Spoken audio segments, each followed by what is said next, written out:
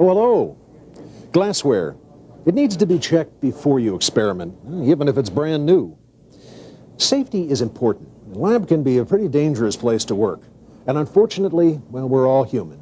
No matter how many years of school or work experience we have under our belts, human beings have this overwhelming desire to do the wrong thing, to take shortcuts or ignore safety precautions. So if you're new to this lab, while you're learning where the light switches are, you should also learn the safety rules. There's a wealth of safety information you should know. You have a right to know.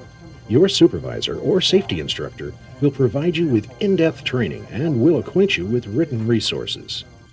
You'll learn about material safety data sheets, or MSDSs, which describe, among other things, each substance's ingredients, properties, and hazards. There's your facility's chemical hygiene plan, which is carefully designed to instruct workers on the safe use of chemicals. In fact, there's plans covering all types of hazards, including biologically infectious materials. Your instructor may show you additional information on subjects such as RCRA, TSCA, lockout-tagout, and respiratory protection. You may also be enrolled in safety courses dealing with fire extinguisher use, first aid, CPR, and other topics. Remember that your instructor and the written plans are only sources of safety information. You must choose to follow the rules. The ultimate responsibility lies with you. Plan out your experiments carefully. Assemble all the materials and MSDSs you'll need ahead of time. Remember your personal protective equipment, or PPE. Select it based on the chemicals and procedures you'll be using. Make certain you know where to find it. PPE may be stored in a central location. Each lab has rules on which areas you're required to wear protective equipment in. Required PPE is supplied by your company at no cost to you. See your supervisor. There are many types of safety eyewear, ranging from safety glasses to face shields. Wear the type or combination that's right for the job you're doing. And remember, regular street glasses are unacceptable. Lab coats are also personal protective equipment. They help to shield you from accidental splashes. Wearing the proper gloves is extremely important. Choose them according to the hazards of the particular experiment you're running. If you have questions, consult the MSDS. Check with your supervisor about air purifying respirators.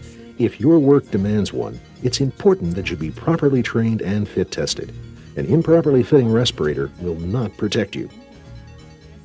Self-contained breathing apparatus, or SCBAs, are sophisticated pieces of equipment. Do not put one on unless you've been instructed in their use. Wear sensible shoes in the lab. No open toes. Closed leather shoes keep spilled chemicals off your feet. Many labs require safety shoes.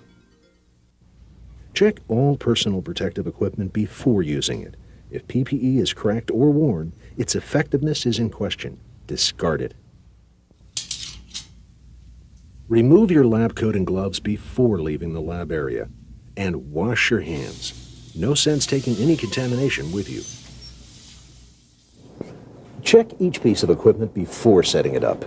Everything must be clean and in proper working order.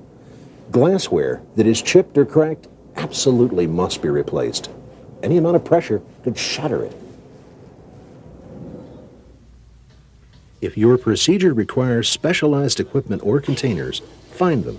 Makeshift substitutes could be dangerous, and they're no solution. Work to keep your lab clean and clutter-free. Report and correct any unsafe conditions or actions.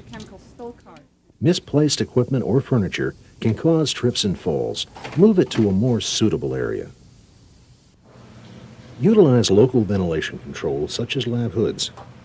When used correctly, the airflow within an exhaust hood effectively confines and removes released vapors. Test hoods to make certain the airflow is operating correctly. There are many types of lab hoods. Select the right one for the procedures you're working on. Biological safety cabinets confine any potentially infectious aerosols which are created. but might not be appropriate for chemicals. Work at least 6 inches inside the hood. An invisible air curtain keeps vapors from escaping under the sash. Keep the sash as low as possible. Never interfere with the airflow. This will reduce the hood's effectiveness at eliminating vapors, allowing contaminated air in your breathing zone. Proper storage of chemicals is very important. Try not to store them in a hood or on workbenches. Containers are too easy to knock over and are unprotected from accidental fire. Collect small quantities of flammables in UL-listed containers with spring-loaded caps. Place amounts greater than 1 liter in flammable storage cabinets and remember to lock the door. Regulations exist for the safe use of compressed gas cylinders. They should be located away from any sources of flames or sparks. Strap cylinders to benches so they won't fall and hoses won't rip free. Ask your supervisor about the number of flammable cylinders which can be safely stored in your lab. Each chemical container must be correctly labeled so that anyone who happens upon the container will be sure to know what's in it. ACN may spell acrylonitrile to you, a potent carcinogen, but to someone from outside your lab, ACN may be confused with acetonitrile, a common solvent. Correct labeling means safety. Writing out the proper name of a substance will allow others to locate the proper MSDS forms. Some experimental compounds we work with may never have a written MSDS. This does not mean that there isn't a hazard. Take all the necessary precautions. Unauthorized experimentation, though, is never permitted. If an accident occurred and you weren't in the lab, who would know how to handle it? Your company has a written policy on handling chemical and infectious waste. Plan for the disposal of this waste before you begin your experiment. A mistaken disposal could cause severe problems to public health and the environment. It could have harsh criminal and civil implications. Ask your supervisor or safety professional if you have questions on disposal. In case of an accident, you should know what to do. Know your facility's emergency procedures. You may need to dial 911 or alert on-site emergency responders. Learn every step of evacuation routes. It's important to know what areas these routes will take you through. Talk to your instructor about emergency systems and fire alarms. Knowing the location of emergency equipment is also important.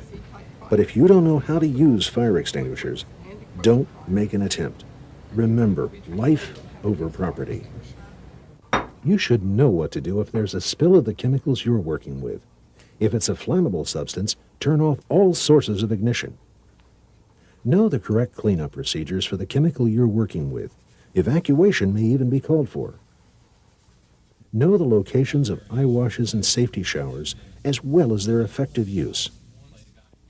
In case of a chemical contact, remember to flush for at least 15 minutes, then report the incident and call for medical help. Coming into a new lab can be stressful, as well as exciting.